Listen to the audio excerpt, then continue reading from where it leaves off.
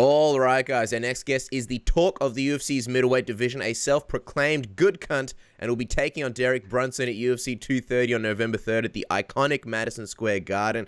The last style bender himself, Israel Adesanya. Welcome back to the program. How are you today, man? I'm great, man. How are you? Very good, very good. It's a chilly morning here in Melbourne. I imagine it's the same in New Zealand. Tell us, Israel. I mean, it's been a pretty crazy year for you in terms of success. The fans love you. The UFC loves you. You're on all the big shows. And I'm pretty sure you're invited to every UFC pay-per-view hosting party in New Zealand that we see on Twitter. You're always out there with the fans enjoying the show. So what would you say is the biggest difference in your life compared to 6 months ago when you made your UFC debut? When I made my UFC debut, I said when I get in that cage, I keep that same energy. And that's the same thing in my life, I keep that same energy. I keep evolving, but it's not really me that's changed. It's the world around me that's changed, And I've said as well, even in one of my my Instagram posts, I just said, fuck fame, but I like the perks. I like the perks a lot. But yeah, I'm just enjoying this whole ride one day at a time, because before you know it, it's gone. But, I'm just enjoying it. It's funny you bring up that Instagram post, because we sort of wanted to touch it. I know it was kind of long and heartfelt, but that was the quote that sort of got me interested. I hate fame, but I like the perks and the opportunity it's given me. What exactly do you mean by that? What is it? Because I'm fascinated by sort of, public figures and the experiences they go through, the ones that we don't really see. What is it that you hate about fame and some of the things that you sometimes have to deal with? I won't dive too much into it, but like you said, what the public doesn't really see. Like, I only show maybe 10% of my life on Instagram, and a lot of people in this day and age, they get caught up in all that stuff, and because everyone only posts their highlights, don't ever post the other side. So everyone kind of compares themselves to that shit, and we've all been through it. So yeah, when I speak on fuck fame, I mean, like, I don't know, there's just so many aspects to it. But one thing I do miss is just me being me, my privacy. And Auckland's a small place, so a lot of people know who I am now and whatnot, and I just still live like I did a year ago, 2 years ago. I go out by myself. I don't have any entourage. My entourage is just two guys, my boys, and sometimes it might be a whole squad. But yeah, I still just do me, and it gets. Let's just say everyone's watching, so. I know the struggles of a hot chick now when she walks into a room. Let's put it that way. The struggles that I always wished I could know as well, Israel. Speaking of Instagram, I mean, I'm betting you get hit up on that all the time. We saw that screenshot where some girl responded to a message that you sent her back in November. Just curious, explain the backstory and the meaning behind that. What exactly happened there? Okay, so everybody's thirsty. We're all thirsty. You just have to find a cup that is willing to drink with you. You're willing to drink as well. And yeah, I was hitting someone up, I think, back in November, and I got the scene, Mm-hmm. And I was like, all right, there we go.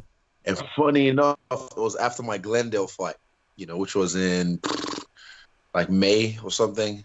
And it was after that, then suddenly she replied. I was like, sorry for the long reply. In my head, I was just like, why?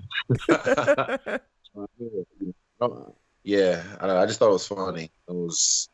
I don't mind if you keep it real and just say you only want to hang out because you're on TV and stuff. But I don't like the whole fakeness, and that's part of the thing. I mean, people are just so fake, and everyone wants something. But I don't mind being used. I just don't want to be misused or abused.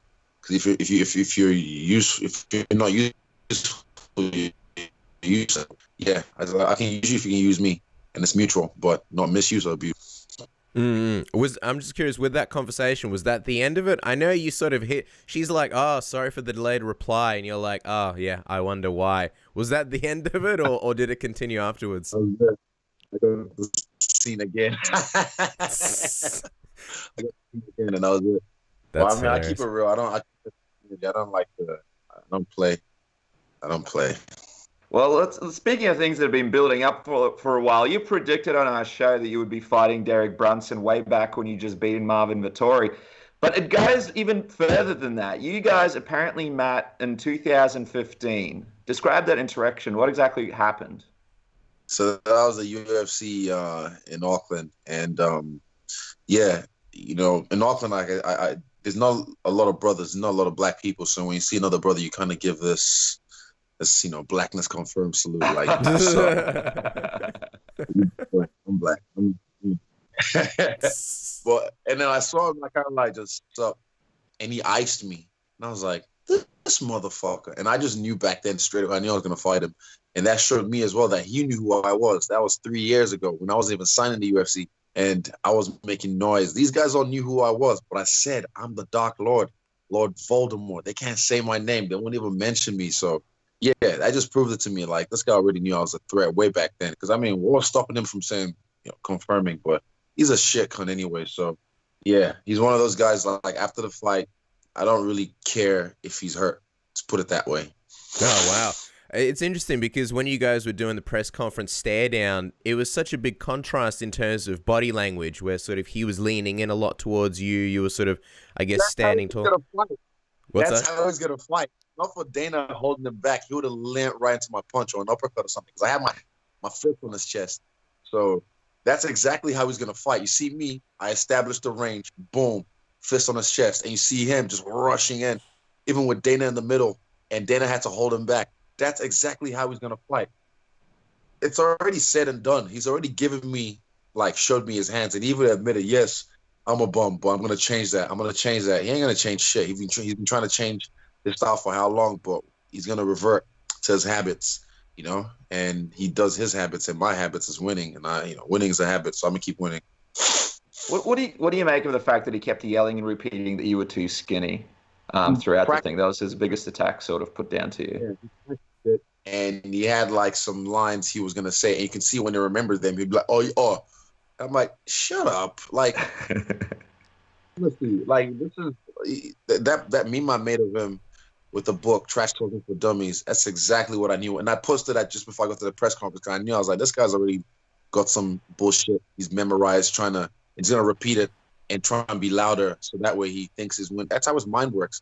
You have to yell and get louder than the person, so that way you feel like, oh, I'm the one doing this. I'm running this shit right now. You too skinny, bro. Oh, and I even spoke to him in my language. He didn't even understand a word that I said. Nothing. So that's good for me. People are laughing all the way back home. It's interesting because I saw you speaking about, and it's a sort of known fact. You've said how Anderson Silva changed the way that you look at fighting, because back in the day you used to think that in order to beat people up you had to be big and muscly, and Anderson was this like little skinny guy, but he was just destroying people. So do you love that aspect of this fight as well? The fact that he did say you're too skinny, you sort of have that perfect stage now to keep proving that theory right. Yeah, I keep saying it. Even though I mean, I probably lift more than him anyway. So I'm gonna post another video actually. You guys will see. But yeah, just to prove my point, skinny boys can't lift. Yeah, this ain't good anyway. Fighting at the end of the day. So if he wants to go lift, go pose with Arnold Schwarzenegger in the 70s or something. That's right. So there's another video coming. Can you give us a preview of when it might drop? It's an old one. It's an old one, but I'm just gonna remix it just for Derek Brunson. Nice. It's simple. All these movies are simple things, but it's just the impact that they have, the comedic timing, the placement. He has no idea about anything of that. So, yeah, he's gonna copy as well. He's Mr. B2 now. He's gonna try and copy after I do my own. You've talked about how you want to fight and you beat all the killers in your division. Doesn't seem like you're really in a rush for that title shot. You just want to fight the toughest guys. So I guess what's the motivation here with Brunson, and how much of a killer is he when it comes to sort of the division? It's not really about him, honestly. It's about me. Wait, quick second. Can you guys hear me right? Yep, we can. Yep. Cool. Yeah, so it's not really about him. It's about me. I said I just want to beat all the killers in my division and some, So after it's said and done, it's about, who was the best of all time? Who was the one that actually didn't duck anyone, didn't test positive for anything, was cool. Some liked him, some hated him. Like, at the end of the day, I'm that guy, and I've seen it already. I've done it many times over. So I just have to realize it now. And I'm just enjoying myself along the way. Like, one time I was in New York after my Vittori fight. I was in New York for one night, and it was one of the best nights ever, So now I get to go back for a longer stint, kick some ass, and yeah, just hang out and just enjoy the culture over there. So Yeah, it's not really about him. The motivation is just about me living this lifestyle. You know, like I said, I enjoy the perks, and yeah, they are perks. What But what's yeah, the best perk? I feel like you're leaving us out there. See that cheeky smile. yeah. I mean, even for me, there's so many things I've done. Like, not everything goes on my Snapchat, on the gram, or on a story. Like, there's so many famous people I've met that I don't. I feel weird asking for pictures now. It just feels so disingenuous, you know. And even for me, when people, I forget who I am all the time because I'm just me living my life from my perspective, first point perspective. So I forget that people see me as this guy on TV and whatnot. So when people run up to me, like, imagine if you're just chilling and lying somewhere, and then someone just runs up to, oh my god, and so it's like, oh, yo, what's up? Bring it down, bring it like 2 notches, 3 notches down, because it's just, you know, I don't know, but sometimes in certain places it's all right, but if someone just, I don't mind people. And you get some cool people who approach you like real nice, so just relax, calm, and then just you have a little bit of a cordial, and then just they'll be on their merry way. They don't try and keep you long. You know, I just like those interactions, and that makes me even want to hang out more and just kind of. I like cool people. I just don't like weird people. Yeah, I forgot the question anyway. I was just rambling. Well, I was going to say, is there a person out there that would make you starstruck? Like, is there a particular actor, singer, any kind of sort of personality that if you saw him, you would freak out? For example, me and Casper in the back of a UFC, and Leonardo DiCaprio and Justin Timberlake were around the corner, or we went around the other corner and missed out on a chance to see them. That would make us starstruck. What about you? Okay, I'll give you a story. The last person to make me starstruck was even surprising to me, and that was Matt Hughes. That was Wow. And the Golden Snitch can talk about this because he was right there. He was the one leading me to the bathroom. But I was 6, and yeah, for whatever reason, because I don't know. I've just all seen him on DVDs. You know, his fights with Frank Trigg, GSP. You know, like and seeing him and what he's gone through as well. You know, with the whole accident, and seeing him walk again, like. Even when he walked out after his accident, I can't remember. It wasn't for his Hall of Fame. He just walked out in the UFC. Yeah. When Dana White introduced him. I got chills, man. I honestly, and I remember posting, but I got chills. So he was the last person I saw at 226, and I was just like, I was giggling like a little girl. I was just, I don't know why, and it's just the effect he had on me. So that was cool. Wow. Yeah, but everything else for me doesn't really phase me. I don't really take pictures that much these days with certain people. I like to rather just be in the moment, maybe take a couple snaps, and then just enjoy the rest of it in the moment. It's way better.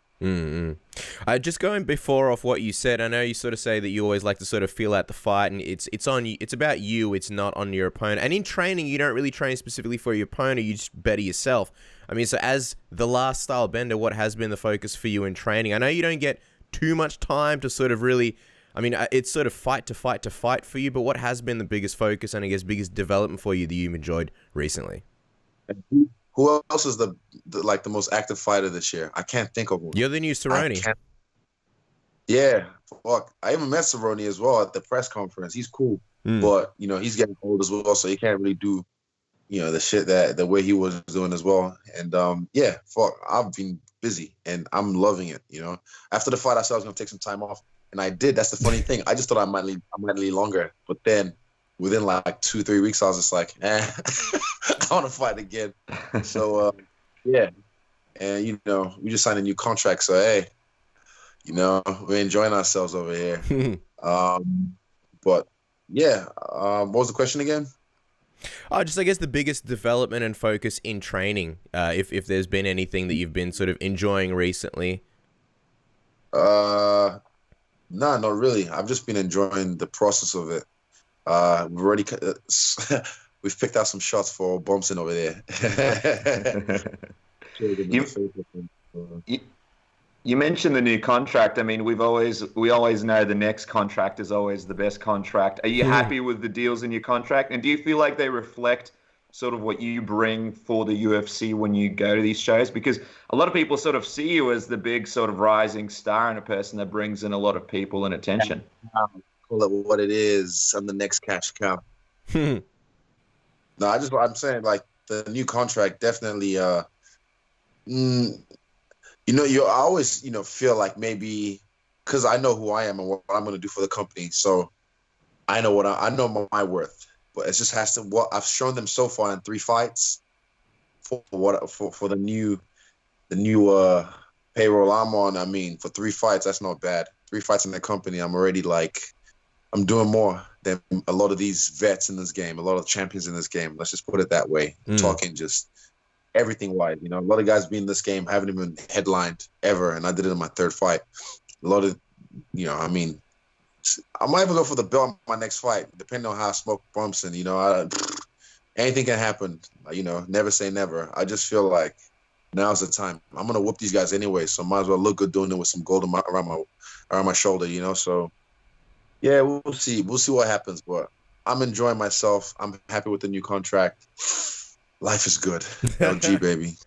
Just on that belt, what about Kelvin Gastelum? Because him and Rob are doing tough. He's sort of next in line. And I heard you say that you would even be down to fight in Adelaide, which is, I think, less than a month after UFC 230, which would be crazy. But then there's rumors of maybe a Melbourne card next year early, and you would think they'd probably put Robert Whittaker on that. Would you maybe be eyeing something like that so that if anything happens in the main event, you're on the card, you're ready to step in? A big guy. Like, you know, they're paying people now to make weight. And Dan Hooker was like, man, if you get paid to make weight and you don't actually fight, you're a fitness model. I was like, well, I'll be a fitness model for a fucking title fight in Melbourne with Robert Whittaker. Just all like, yeah, I don't mind stepping in and just being that guy, make weight just in case, because you never know. Someone might sleep on a banana pill. Shit happens. You know, another case of horse meat or whatever, Mexican supplements. Shit happens, and it's happened so many times. So I like the fact now that they're putting people in place. I think for my fight with Brad, they had what's his name, or Hammer Chest. I had him in place just in case. Yep. So, you know, I don't mind. It's easy money anyway. Well, I get paid to make weight. If I can fight, sure, I'll do that as well. But paid to make weight, why not? It's interesting because Brunson was the guy that Robert Whittaker beat before he got his title shot. Do you want to send some kind of message? Do you look at that fight? Is there any pressure there to try and beat Brunson more convincingly? What are your thoughts on that? Brunson gonna fall. I just like the way he fights. Look at the style. You know, it's just I don't even get. I don't want to say I get insulted when people compare, because even what he said, he's gonna dump me on my head for 5 rounds. It's like, who's dumped me on my head ever? How, Sway? Like, seriously, like, there's no way. There's no way. I'm just gonna do what I do. I just do what I do. Eventually, he's gonna have his chin up in the air and he's gonna get clipped while he swings from 6 o'clock. So it's just enough. I hope he goes to the 2nd round, because I want to look across the cage from him. I want to see him. And there's a moment when you look across the cage from them after the 1st round, and you can just see that they're already broken, or half of them is broken. I just want to see that in his face and him know like he's fucked, and then I can finish him. But I don't know. He might not last the 1st, so we'll see. Israel, man, we really appreciate your time. We'll let you go in just a moment. Just quickly, do you care who is in the main event at UFC 230? I mean, I'm sure you don't care, but do you have any curiosities about that? There were apparently John Jones, maybe. What do you think about that? Hey, it's probably John Jones and Gustafsson, because I think that's a fight that makes sense. It's a rematch from the 1st fight, which was really close and really sick. And yeah, so I think it might be that one, but apparently Gustafsson might not be able to fight, so I don't know. But I know also, like, you know, Jones been putting all these snaps up of his comeback trail, so I'm thinking, and he started in New York. I think that's where his career, like, his MMA career started. So yeah, I think John Jones versus Gustafsson. That's my prediction. And that'd be good for you as well, because, you know, John Jones on the card just brings a lot more eyes to your fight as it is. And I'm glad, because, I mean, everyone's trying to be on the fucking 229, but I think if you're on the 229, you might get, you know, most likely all the attention's on Conor. So you want to be on the following one, you know, when all these new faces who want to watch the UFC again, they tune into 230 and they look at this skinny black boy and they're like, who the fuck is that guy? That guy whooping ass. That's illegal. It should, I mean, fuck. So I'm on the card. So it's MSG, history. Yeah, I can't wait till afterwards, man. I want to check out New York, not just for one night this time. Really experience the perks, I imagine. Just quickly, 229, it looks like you might be going there. You posted up a meme. Sounds like maybe you'll be planning a trip there. A meme about being happy that weed is legal. Just curious. No. Oh, that was me. What's that? That was a repost. That was a repost from what's his name? Lucas, the Colonel, Lucas McIver. That was a repost from him. He's going to 229. I think he's been to most of any Conor card. He's a big MMA fan from New Zealand, and he can fund that lifestyle, so he enjoys himself a lot. He's a nice guy. I've had beers with him actually, so shout out to Lucas. Just curious, in that main event, who do you have? Conor, and Khabib. We know you're an analytical guy. How do you see it going? That's the thing. I haven't looked at it properly yet. But funny thing is, I think maybe about a year ago, maybe when this fight was scheduled or something, I said, man, this would be like the Mendes fight, but Conor has 2 legs this time. And my coach reckons, Conor to win because of frames. And I looked at it, and he said, even like I've looked at my style. I do it as well. My frames, man, you can my frames are nice, and I got that reach for it as well. So does Conor. So every fight starts standing on the feet. I'm kind of analyzing it now. I have to look at it again, and I'll come back to you guys. But it's gonna be a sick fight. Imagine it. Well, who do you have? Well, we're on the same page, man. It's still early. We're going to be watching video and all that kind of stuff. So yeah, my early prediction here is Conor McGregor, but I could see how Khabib's going to get it done. It's crazy. That's the thing, Israel. When you break down these close fights, one day you feel one way, one day you feel another way, and then the fight happens and it blows everybody away. So with Conor McGregor, he's a hard guy to predict anything with because so many times I've predicted against him and got it wrong. So I'm cautious. I'm cautious, Israel. You never know, man. You never know. This is a game of MMA. Paper can't fight paper, so this is why they got to get in there and do it. And yeah, I love this game. I can't wait. Can't wait. We can't wait either, man. It's you and Derek Brunson on November 3rd. It is going to be the 4th in Australia and New Zealand. And it's going to be at UFC 230 in Madison Square Garden in New York, the world's most iconic arena. Of course, follow the man on Twitter and Instagram at StyleBender. And don't forget to buy yourself a Good Cunt t-shirt or a hashtag Stay Woke, Stay Broke t-shirt available from our good friends at EngageInd.com. We could chat to you for hours and hours, man, but we'll let you go. And good luck in the fight, man. We'll be watching. Or if at 229, if you happen to be around there. Maybe. Nah, I'll probably be going. I'm just going to enjoy from the comfort of my own home. Awesome, man. We'll put your feet up, enjoy, and thanks so much for taking the time, Israel. Appreciate it. Sure. Thanks, guys. Boom.